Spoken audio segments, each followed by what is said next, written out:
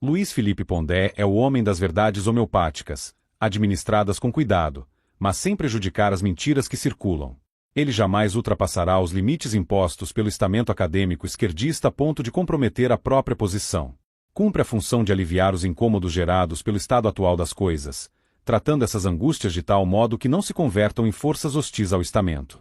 Apontará, por exemplo, os desajustes nos relacionamentos causados pelo feminismo e a loucura fomentada pela extrema esquerda, com a dissolução do sexo real no conceito fictício de gênero. Sempre ironiza a pós-modernidade, mas é um intelectual inofensivo diante dela. Zomba dos clichês mais ridículos dos casais contemporâneos que se sentem bem em seguir os ditames globais, dos jantares com os inteligentinhos. Em certos momentos, quase convence o público de que está dissociado de seu habitat acadêmico, como se fosse um tumor no estamento universitário ou um cavalo de Troia confiável aos olhos dos anticomunistas. Mas essa é uma impressão superficial e passageira. Seu atrativo, ao menos para a parcela juvenil, está no fato de ser um intelectual sem religião. A forçação de barra em torno de seu nome decorre do fato de que, além de não possuir base religiosa, compartilha de preceitos nihilistas ou ateus com os quais um determinado público pode se identificar, e, a partir daí, tomá-lo como ícone. Mas isso não muda o fato de tratar-se de um pensador muito aquém das expectativas de revolta contra as bandeiras pós-modernas. A falta de combatividade e a submissão à ideologia dominante atestam que Pondé é a consagração do conforto. Tudo que possa comprometer sua situação confortável torna-se, para ele, chato e convenientemente descartável. Ele é o que se costuma denominar gatekeeper, guardião do portão. Em tradução literal, impede o buscador de conhecimento de atravessar o umbral e tomar consciência do que há por trás dos fatos, frequentemente indicando uma rota alternativa que não leva a lugar algum. Realiza o trabalho de direcionamento dos intelectos inquietos, que percebem anomalias e buscam explicações mais profundas sobre o quadro social em que se encontram. Porém, em vez de se converterem em desafiadores ativos da situação, ou seja, em reacionários, passam por um processo de neutralização. Estará sempre abordando aspectos leves das relações humanas, concedendo afirmações verídicas aos leitores, ou ouvintes, aqui e ali, mas sempre redirecionando o espectador de volta ao esquema geral de enganos proposto e reforçado pela mídia, pela esquerda e por correntes de pensamento pós-modernas pseudocientíficas. Exemplo: após oferecer uma dose de veracidade no campo da política, dirá que até mesmo votaria em Jean Willis, dependendo da situação. Depois de criticar o movimento feminista, manifestará adesão à ideia de que a mulher atual é tão forte que espanta os homens, como se o problema estivesse no ressentimento deles. Utilizando o vocabulário nietzschiano e encerrando a análise num círculo vicioso. Também agradará ao estamento acadêmico dizendo que votaria em Lula, ao passo que rejeita a figura de Bolsonaro. Ao utilizar a meia-verdade, Pondé realiza com frequência essa manobra de ida e volta. Ao mesmo tempo em que fornece ao público algumas verdades, opera um movimento inverso para enquadrá-lo no esquema mental admitido pelo campo cultural a que pertence. Dá com uma mão enquanto retira com a outra. É como um agente especializado em dialogar com o insurgente para que ele deponha as armas e se renda.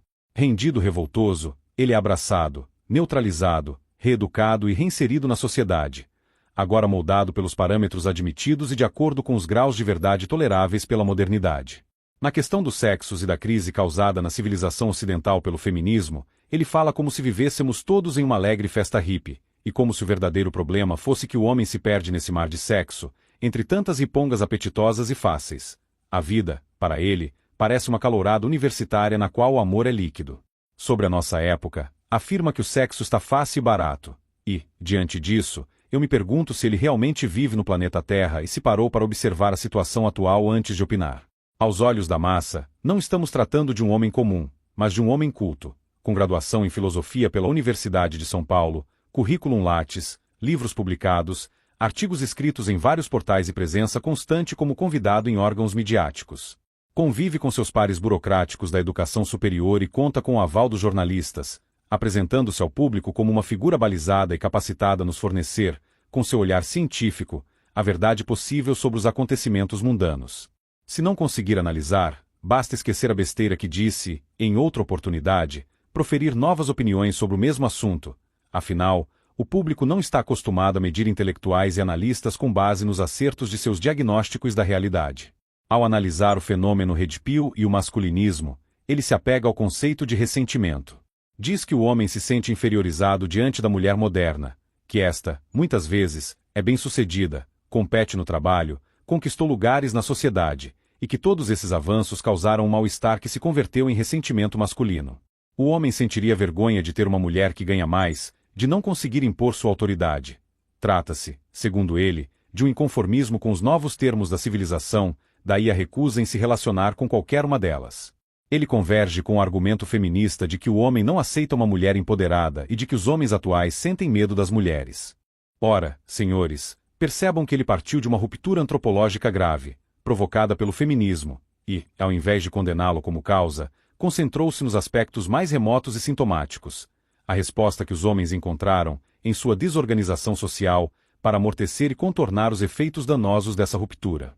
Ao utilizar a palavra ressentimento, Pondé não pretende com isso analisar como esse ressentimento surgiu, porque os homens sentem repulsa pelas mulheres modernas, o que houve de errado. Ele o enquadra como uma reação, algo colateral a um fenômeno principal que o precede.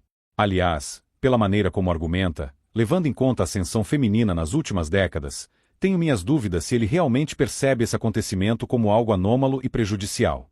Em outras palavras, talvez ele acredite que não tenha havido crise antropológica alguma que afetasse homens e mulheres, talvez tudo esteja normal, e essas distorções não passem de ilusões ou exageros de homens amargurados. Se o ensaísta Pondé deixa de lado a grande cisão sexual antropológica, ou seja, o acontecimento principal, o núcleo da questão, ele se mantém preso à periferia dos fatos. A capacidade filosófica que poderia dissecar como a pseudociência de gênero foi introduzida para corromper a sociedade perde-se em casos pequenos. Conflitos de namoro, sexo casual, aplicativos de encontros, questões do dia a dia, sempre abordadas como coisas bobas e próprias dos tempos modernos, com as quais devemos nos acostumar. Suas manifestações não são um documentário, são um episódio de casos de família, com uma opinião apenas um pouco mais rebuscada. O ressentimento é um estado emocional psíquico reativo, e nenhuma situação pode ser compreendida focando-se exclusivamente nos impactos psicológicos. É necessário analisar os fatos, os atores e as experiências reais que, em conjunto, resultaram no alegado ressentimento. Nesse sentido, é possível notar o desconforto dos homens em relação às mulheres, assim como a revolta das pessoas desempregadas diante da crise econômica, a angústia das vítimas de crimes frente à crise da segurança pública, e assim por diante. Por vezes, Pondé demonstra interesse em opinar acerca da questão de gênero, do feminismo e da tensão sexual entre homens e mulheres. Mas por que, então, não aborda os instrumentos estatais abusivos que prejudicam essas relações? Ele enfoca a recusa de alguns homens em constituir famílias. Por que não aborda também o desinteresse das mulheres pelo casamento? Ao contrário do que afirma, esta é a geração que menos faz sexo. Não é tão fácil para a maior parte dos homens quanto era nas décadas de 1980 ou 1990. Como no Japão, a tendência das sociedades modernas tem sido a de uma massa de homens sem atividade sexual, muitos até virgens, enquanto mulheres se mostram promíscuas. Aplicativos de encontros não formam casais, são meros catalisadores para aqueles que já conseguiriam sexo sem eles, ou seja, apenas amplificam ainda mais a hipergamia. Até aí, alguém poderia contra-argumentar dizendo que os instrumentos virtuais são menos eficazes do que conhecer as pessoas presencialmente.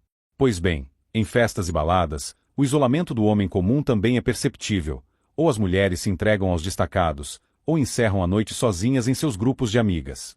Ele nada diz a respeito do direito que incentiva o divórcio unilateral, da proliferação de pseudo-violências, do aparato judicial hostil ou mesmo do conceito de hipergamia, elevado ao absurdo nos tempos atuais.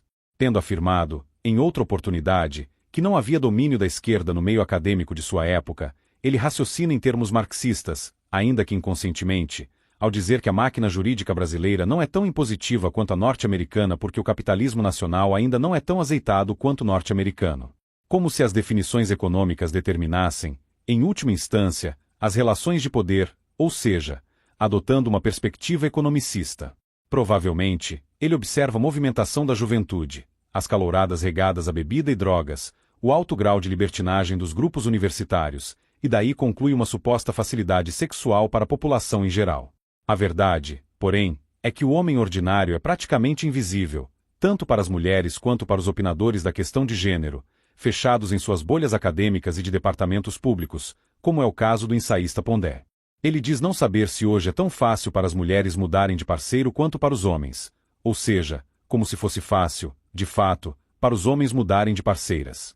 Para ele, o homem vive no mar sexual, a mulher, nem tanto. Uma simples observação da realidade bastaria para esclarecer esse ponto. Para a mulher ter sexo, ou mesmo um relacionamento, basta querer. Para o homem, querer não basta, é preciso despender esforço, que na maioria das vezes se mostrará inútil. Pondé vive em outra dimensão. Sua visão não serve de orientação e, mesmo demonstrando tanto interesse nessa questão dos relacionamentos, deixa escapar pontos essenciais para elucidar o problema de forma satisfatória. Nunca se deve esperar que ele toque o dedo na ferida. Não parece ser alguém que aposte numa filosofia para corajosos, pois seu perfil é o do acomodado.